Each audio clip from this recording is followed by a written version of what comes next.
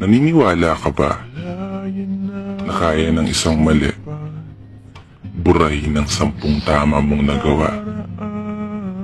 Oo, kaya ng isang mali baguhin ang imahe ng isang mabuting tao at gawin itong masama.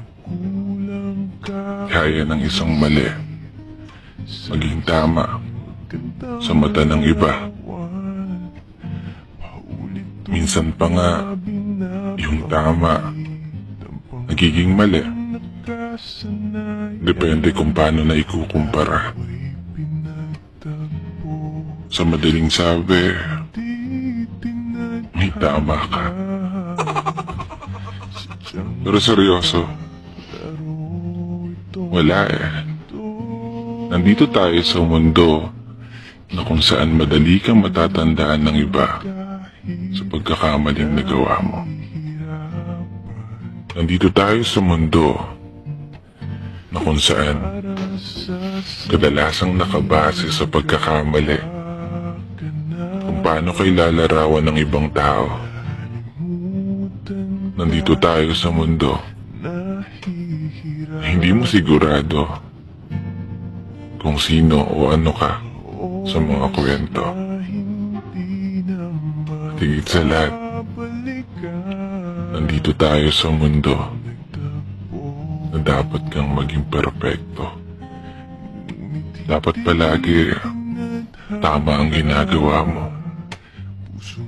Kasi sa oras na magkamali ka, sakit man sabihin, burado na ang mga tamang ginawa mo. Pero pansinin mo, kapag gumawa ka ng tama, kadalasan mali ka pa rin sa paningin ng ilan.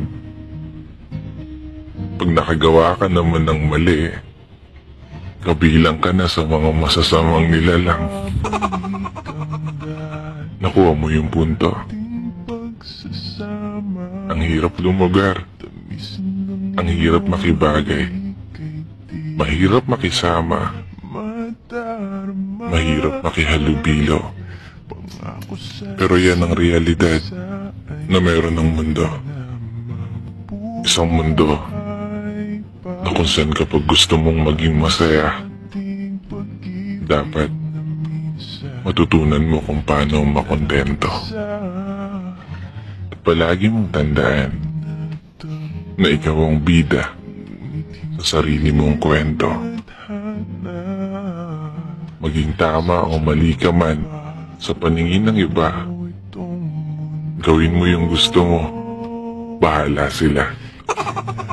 Basta legal, basta hindi ka nakakasama sa ibang tao, basta hindi ka nakakaapak ng iba at marunong kang rumispeto, sapat na yan.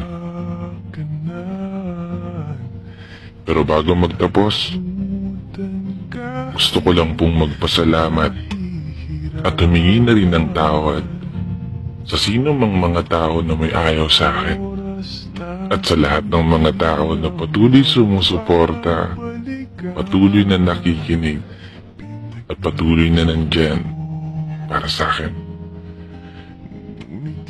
Parami na tayo ng parami. Kaya isang pagpupugay para sa lahat ng mga tao